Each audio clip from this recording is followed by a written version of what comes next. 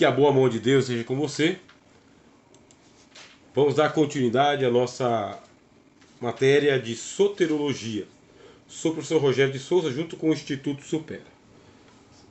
Um dia, quando você estiver passando em alguma livraria, tenta encontrar este livro aqui do Reginaldo de Mello, A Justificação em Paulo.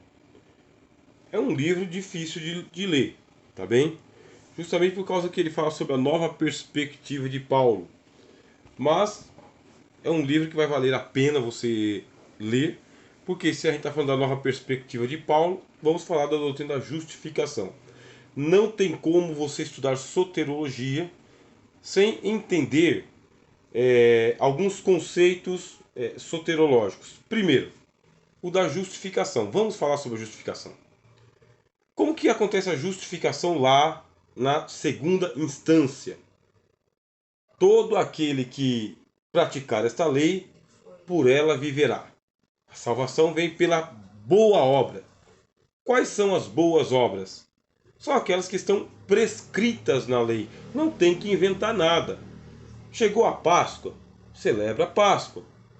Chegou o dia da festa das cabanas, vai lá, celebra a festa das cabanas. Tá pedindo para você levar um cordeiro? Leva um cordeiro. Pediu para você levar ali 2 passarinhos, 2 pardais? Você leva 2 pardais. Falou para você ir peregrinando até Jerusalém? Vai peregrinando até Jerusalém. Como que se dá a justificação na segunda instância lá no Antigo Testamento? A justificação se dá pelas obras. Quais obras? As obras da lei. As obras que estão prescritas, não é para inventar nada. O homem consegue praticar essas boas obras? Tenta-se.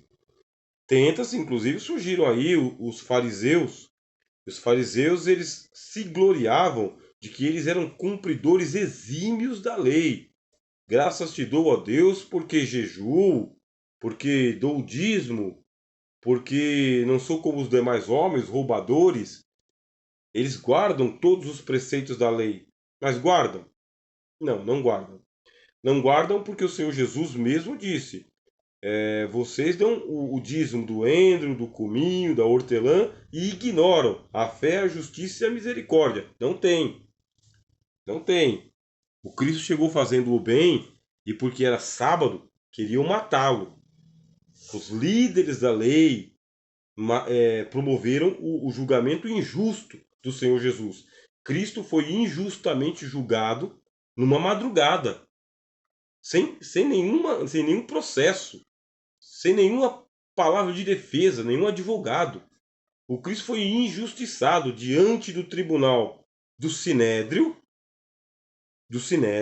foi julgado e condenado por Pilatos, mandado ser morto por crucifixão, e a turba ainda pediu a sentença de morte para Jesus. Isto é, a turma que diz que pratica a lei, contra a lei, mandou matar o Senhor Jesus. Ninguém será justificado pelas obras da lei. Mas deveria. Mas a lei estava enferma. Chegamos na terceira instância. O que é a terceira instância? O assunto não foi resolvido na consciência, o assunto não foi resolvido na prática da lei, o assunto vai ser resolvido na base do Evangelho, na pregação do Evangelho e no sacrifício do Salvador. De tal forma que todos nós que não praticamos a lei, e até mesmo nós que não tomamos consciência da gravidade dos nossos pecados, pelo simples fato de nós crermos no nosso coração de que Jesus morreu pelos nossos pecados, a Bíblia diz: esta fé nos é imputada como justiça. Não uma justiça que vem da lei, mas uma justiça que vem pela fé. E com isto, sabe aonde que nós vamos parar? Nós vamos parar diretamente nas páginas do livro de Gênesis, andando na mesma pegada de fé que Abraão. Por quê? Porque Abraão é antes da lei. Abraão está lá naquele tempo da consciência. Mas o Abraão não foi salvo pela consciência. Se você ler a história de Abraão, vai ver que a consciência dele é a consciência de um homem, um sheik da antiguidade. um sheik, um homem rico, sabe? É um homem de guerra, é um peregrino. Então não é a questão da consciência. Como que o Abraão é salvo? Paulo explica. É salvo pela fé.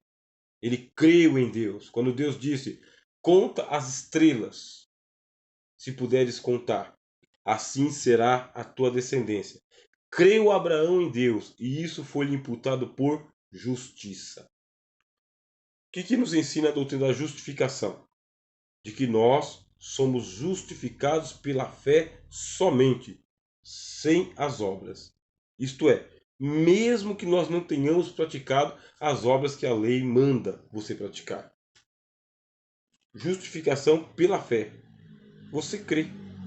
E quando você crê, as obras de Cristo, todas elas, porque Cristo praticou toda a lei, as obras de Cristo, veja que negócio, fenômeno extraordinário. Você, como teólogo, vai explicar isso aí para os irmãos na igreja, tá? Na escola dominical, no culto de ensinamento, nos sermões. Ensinar isso aí. Aquele que crê no Senhor Jesus, ele vai imediatamente para as páginas do Antigo Testamento, lá em Gênesis, e ele se torna filho de Abraão, nas mesmas pegadas de fé. E todas as obras de justiça que o Senhor Jesus praticou, todas, hein? Todas. Os cegos que ele curou, os mudos que ele curou, os mortos que ele ressuscitou, todas as obras de justiça que ele fez, todo o procedimento, toda a doutrina que ele trouxe, todas as obras de justiça de Jesus são imediatamente creditadas na conta do pecador. O pecador que está em situação de miséria, de desastre, de morte, esse pecador ele recebe um saldo positivo na conta, e esse saldo positivo quita todas as dívidas que ele tem com Deus. Deus não fica mais ofendido com ele, e mais ainda, ele sobe no status. Ele sobe no status de um justo. Sabe o que os judeus têm que fazer para se tornar um justo? Eu estou lendo aqui, ó, esse livro aqui, ó, é sobre judaísmo e messianismo, tá bem? Do Rav Maorel. Estou estudando bastante o judaísmo. Aí eles explicam, os judeus eles explicam muito o que é que você tem que fazer para se tornar um tzedakim, um dos justos, sabe? Um justo, um tzedak. O que você tem que fazer para se tornar um justo? Meu amigo, isso aqui é o caminho do meio, né? O Confúcio, né? O Confúcio fala o caminho do meio, sabe? O tal, caminho do meio. Caminho do meio, o caminho do reto, da retidão. Para você se tornar um justo, aqui está o caminho da retidão. Nem direita e nem esquerda, é linha reta, ninguém te desvia. Ninguém faz resvalar o teu pé. Ninguém consegue tirar você da retidão. Aí os judeus falam, não é fácil. Tornar-se um justo não é fácil. Porque tem que observar a lei no limite, sabe? Tem que chegar no espírito da letra, que é muito difícil. Aí você tem que observar toda a lei. Você não pode quebrar um dos mandamentos. Aí o que diz o Novo Testamento para nós sobre a justificação? Diz o seguinte: Cristo fez isso. Ele andou no caminho reto. Ele não desviou-se nem para a direita nem para a esquerda. Superou Abel, o sangue de Abel, diz o autor aos Hebreus. Superou Noé, a arca de Noé, sabe?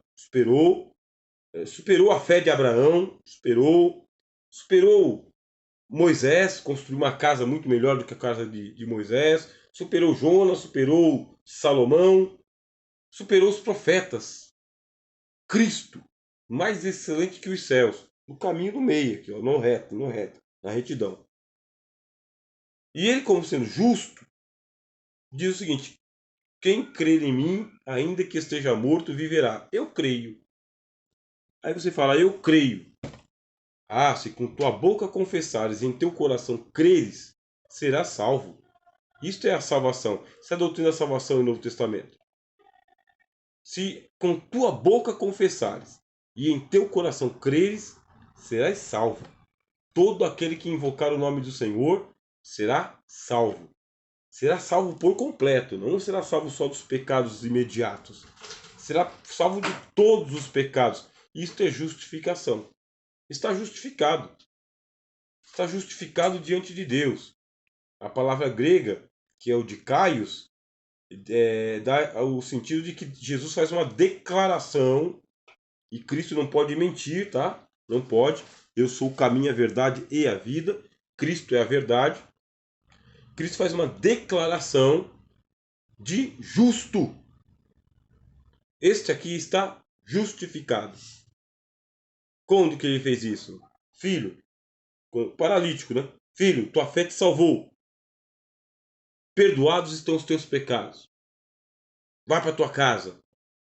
Essa declaração justificou o homem. Acabou. O Cristo não pode mentir. A seu respeito, ele fez uma declaração diante de Deus. Este crê em mim. Todo aquele que crê no Senhor Jesus está justificado. Não tem como voltar atrás. Consequentemente, vem agora o próximo passo para a salvação. Primeiro é uma declaração de justiça. A justificação é uma declaração e é um ato. É um ato porque Jesus te justifica. É pela graça, mas não é de graça. É pela graça porque você não tem como fazer nada. Agora, não foi de graça porque o Cristo se ofereceu como expiação pelo pecado. O justo pelos injustos, para levar-nos a Deus.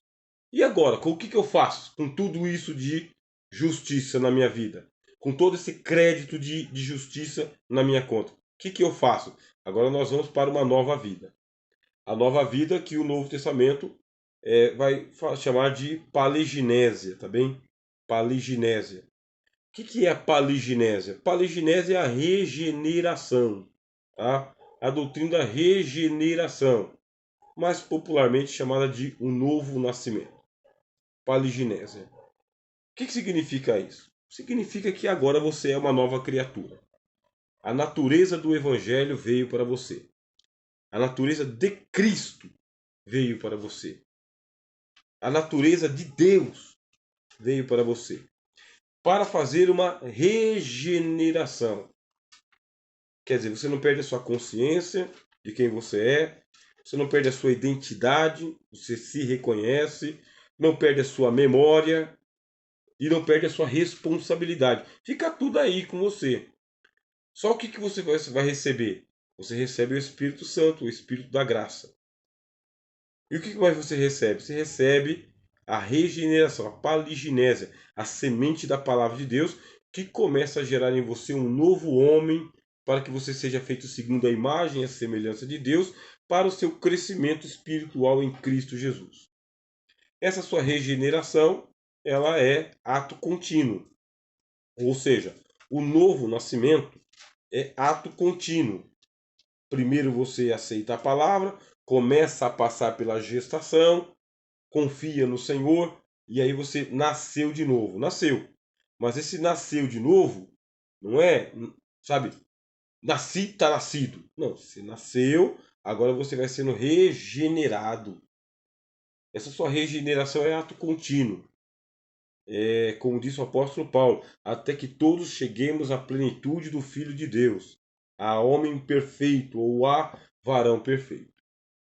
E como que isso se dá? Bom, você tem a justificação, você tem a regeneração, que é esse nascer de novo para as coisas de Deus, tomando consciência das coisas de Deus, tornando-se apto para poder agir dentro do reino de Deus, e a santificação.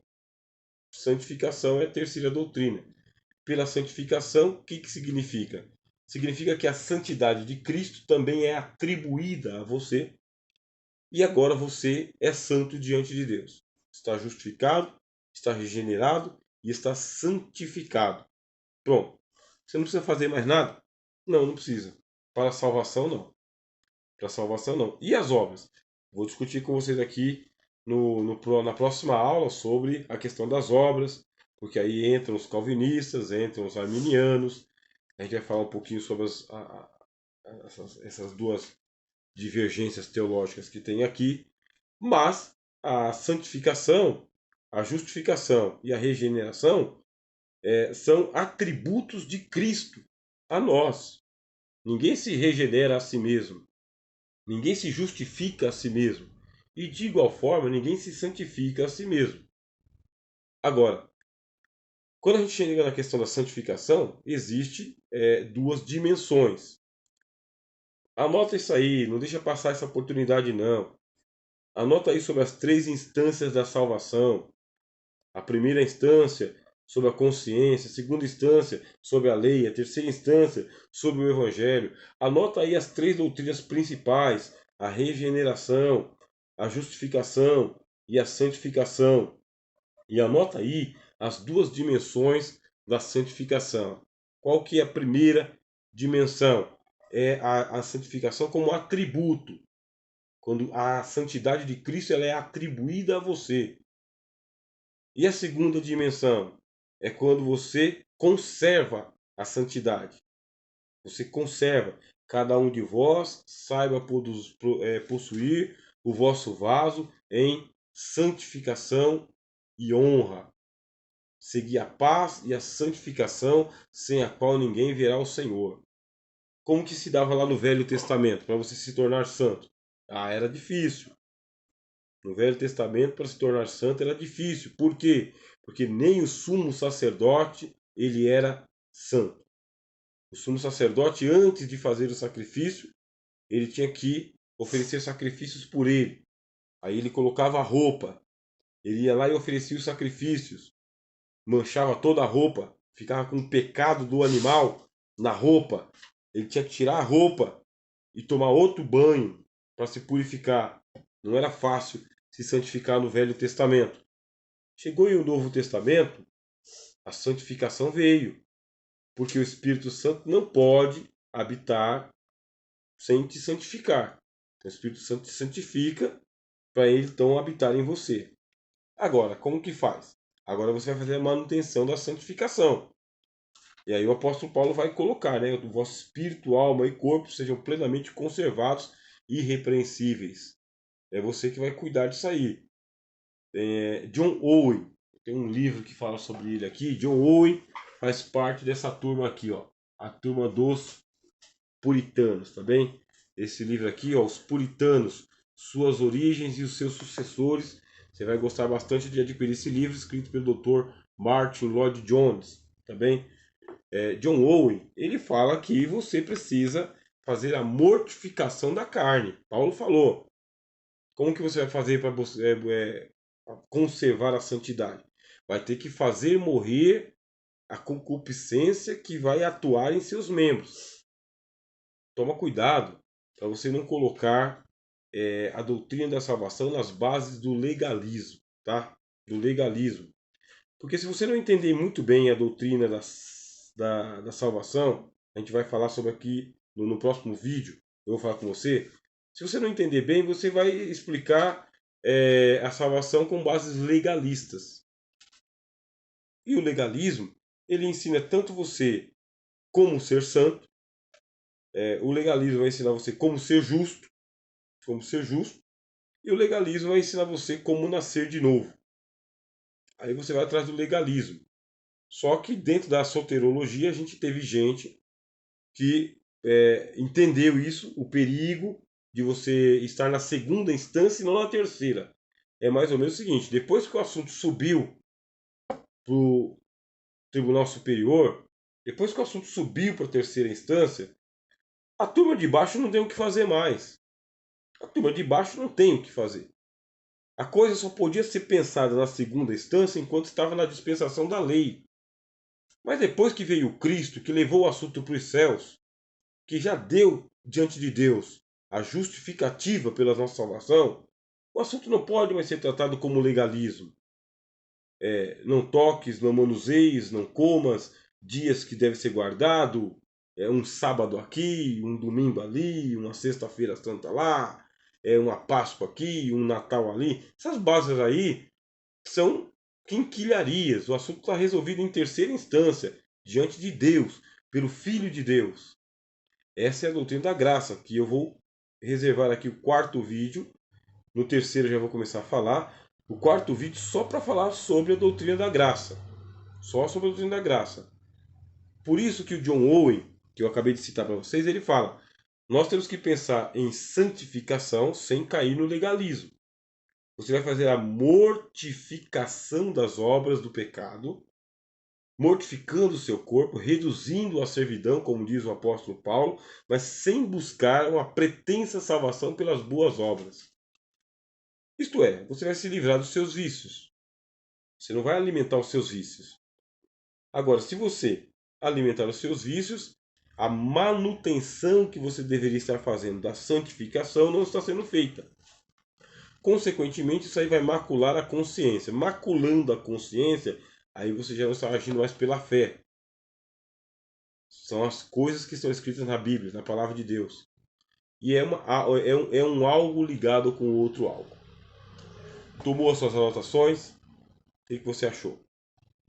Bom, nós ainda continuamos, sabe, preocupados com você, para que a tua formação ela seja completa. Entre em contato em qualquer caso de dúvida, tá bem? Tem outras literaturas que eu vou estar recomendando para você, mas relembrando que nós estamos falando sobre o que é a salvação em o Novo Testamento. Jesus salva o homem em 3 tempos. Primeiro, dos seus pecados, que é o pecado capital, o pecado da raça, os pecados de Adão, sabe? Os pecados de Adão. Cristo salva o pecador do pecado original. Nós não temos mais nada a ver com o pecado de Adão.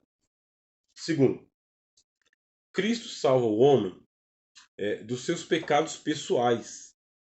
Esses pecados pessoais são coisas que você pratica e ponto. Em vida. Durante toda a sua vida. É a sua conta pessoal. E aqui vem a terceira instância, uma terceira revelação sobre a salvação. Cristo salva o homem da possibilidade de pecar.